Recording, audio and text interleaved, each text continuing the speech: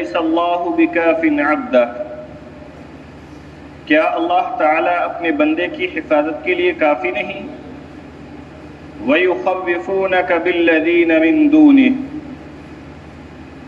اور یہ لوگ آپ کو ان جھوٹے معبودوں سے ڈراتے ہیں۔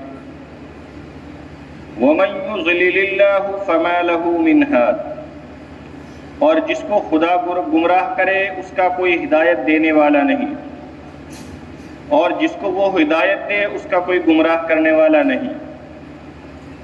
الیس اللہ بعزیز ذی انتقام، کیا خدا تعالی زبردست انتقام لینے والا نہیں؟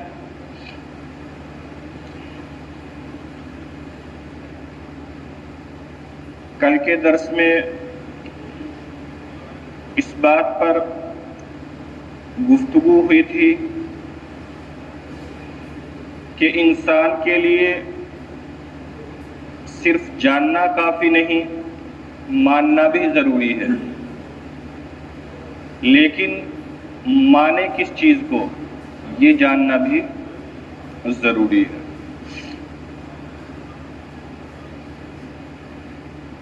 اگر یہ چیز کو جانے گا نہیں، سمجھے گا نہیں، تو پھر وہ اغلاط میں پڑھ کر، چاہے وہ عقائدی ہو، چاہے وہ افعال کے اعتبار سے ہو، ایسا گمراہ ہوگا کہ پھر اسے راستہ بھی نظر نہیں آئے گا۔ دیکھیے، آپ صلی اللہ علیہ وسلم نبی تھے، نبی ہیں، اس میں کوئی شک نہیں، لیکن مسیلمہ کذاب کو لوگ نبی ماننے والے بن گئے تھے، مسیلمہ کذاب کو بھی نبی ماننے والے بن گئے تھے، طلیحہ اسدی کو بھی نبی ماننے والے ہو گئے تھے، طلیحہ اسدی۔ اسی طرح اسود عنسی، اس کو بھی نبی ماننے والے پیدا ہو گئے تھے۔ مختار ابن عبید ثقفی، جو اس بات کا دعوے دار تھا کہ مجھ پر الہام ہوتا ہے، مجھ کو خدا کی طرف سے اشارے ملتے ہیں، مجھ کو خدا کی طرف سے وحی آتی ہے، اس کو بھی ماننے والے لوگ ہو گئے تھے۔ دور مت جائیے، مرزا غلام احمد قادیانی پنجاب کے ماننے والے بھی لوگ ہو گئے تھے۔ اور اس سے بھی زیادہ دور مت جائیے، 5-6 سال پہلے شکیل ابن حنیف یہی تھا اوکھلا میں، اس کو بھی ماننے والے لوگ پیدا ہو گئے تھے۔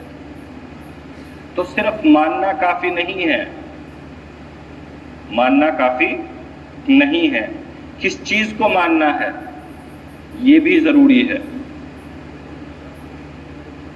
یہ بھی ضروری ہے، تاکہ انسان محض کسی کو اندھا دھند باندھ کر اپنے ایمان کی ڈور اس کے ہاتھ میں نہ پکڑا دے۔ تو محض جاننا بھی کافی نہیں اور محض ماننا بھی کافی نہیں، صحیح کو جاننا بھی ضروری ہے اور صحیح کو ماننا بھی ضروری ہے، غلط کو سمجھنا بھی ضروری ہے اور غلط کا انکار کرنا بھی ضروری ہے، دونوں چیزیں ضروری ہے۔ اور یہ دونوں چیزیں آ جاتی ہیں والذی جاء بالصدق وصدق بہ، دونوں چیزیں آتی ہیں کہ نبی صلی اللہ علیہ وسلم یا جتنے بھی انبیاء آئے انہوں نے سب نے سچ کی تصدیق کی اور جتنا باطل تھا اس سب کو نکار دیا۔ اور انبیاء کے مقابل جتنے بھی لوگ تھے کفار و مشرکین، انہوں نے سچ کو نکار دیا اور جھوٹ کو اپنا لیا، جھوٹ کو اپنا لیا۔ اللہ کے بالمقابل مشرکین مکہ بھی تو اپنے معبودان باطلہ کو ماننے والے تھے، لیکن کیا محض ماننے سے وہ صحیح ہو گئے؟ نہیں، کیونکہ غلط کو ماننے والے تھے، تو اس لیے صحیح نہیں ہو سکتے۔ پھر اللہ نے ایمان والوں کی تعریف فرمائی تھی لَهُمْ مَا يَشَاءُونَ، کہ اگر وہ لوگ اللہ کے کہے پر چلیں گے تو جو کچھ ان کے پاس، ان کے لیے ان کے پروردگار کے پاس ہے وہ اس کا تصور بھی نہیں کر سکتے، اور یہ نیک کاروں کی नेकोकारों की अल्लाह के यहाँ जज़ा है। लियुकफ्फिर अल्लाहु अन्हुम अस्वा अल्लज़ी अमिलू वयजज़ियहुम अजरहुम बिअहसनिल्लज़ी कानू यअमलून। और इस आयत के अंदर ये भी बशारत दे दी गई कि जब इंसान नबी के दीन की तस्दीक करके उसको मान कर चलेगा तो अल्लाह तबारक व तआला उसके बुरे अमलों को दूर कर देंगे और उसके नेक कामों का इवज़ उसको उससे बेहतर देंगे जिसको वो सोच सकता है, उसको वो सोच सकता है। फिर फरमाया अलैहिस्सलाहु बिकाफिन अब्दा। इसके दो मतलब हो सकते हैं। एक मतलब कि अल्लाह तबारक व तआला अपने बंदे यानी मोहम्मद सल्लल्लाहु अलैहि वसल्लम की हिफाजत के लिए काफ़ी है। आप सल्लल्लाहु अलैहि वसल्लम को किसी बॉडीगार्ड की, किसी हिफाजतकार की ज़रूरत नहीं है और आप सल्लल्लाहु अलैहि वसल्लम की पूरी ज़िंदगी भी ऐसे ही गुजरी है। दूसरा मतलब कि अब्द से आम मुराद लिया जाए, अब्द से आम मुराद लिया जाए यानी अल्लाह का बंदा कोई भी हो। अब मतलब होगा क्या अल्लाह अपने बंदे के लिए काफ़ी नहीं है?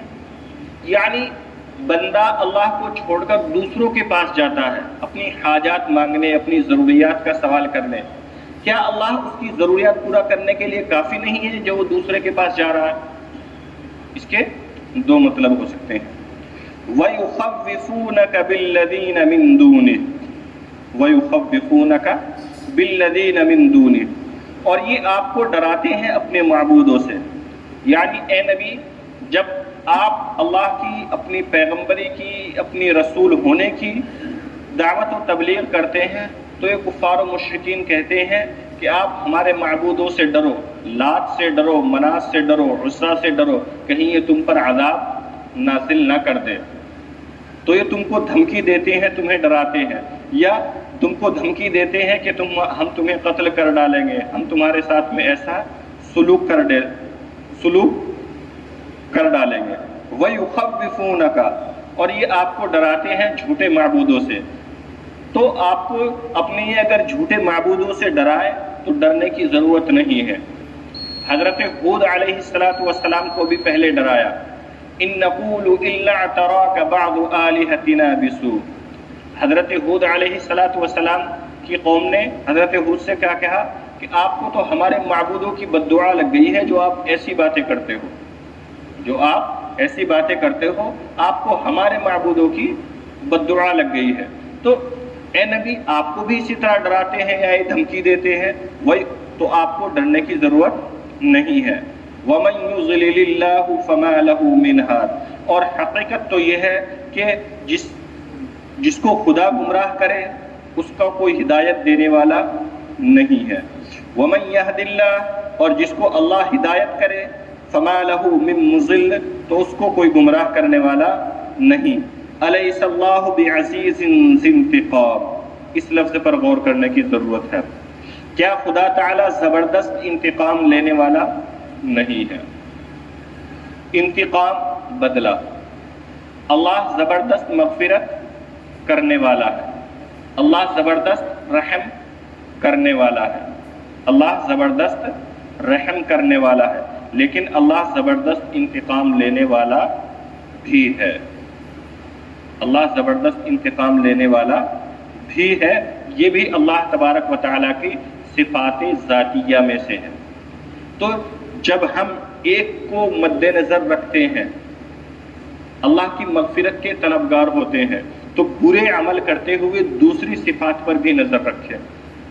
सिर्फ एक ही को पकड़ के ना बैठ जाए कि अल्लाह बड़ी मग़फ़िरत करने वाला है, बेशक करने वाला है, और उसकी मग़फ़िरत उसके गज़ब पर सबक़त किए हुए है, लेकिन इतने भी निडर ना हो जाए, इतने भी जरी ना हो जाए कि हम गुनाह करते जाएं और मग़फ़िरत की उम्मीद पर ही करते जाएं।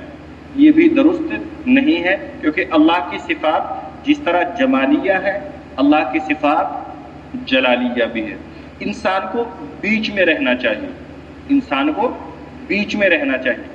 बीच में रहना, हज़रत उमर रज़ी अल्लाह ताला अन्हु का कौल आपने बारहा सुना है, पढ़ा है कि अगर अल्लाह 1000 में से 999 के बारे में फ़ैसला कर दे کہ 999 جہنم میں جائیں گے اور ایک جنت میں جائے گا، تو مجھے اللہ کی رحمت سے امید ہے کہ وہ شخص میں ہوں گا۔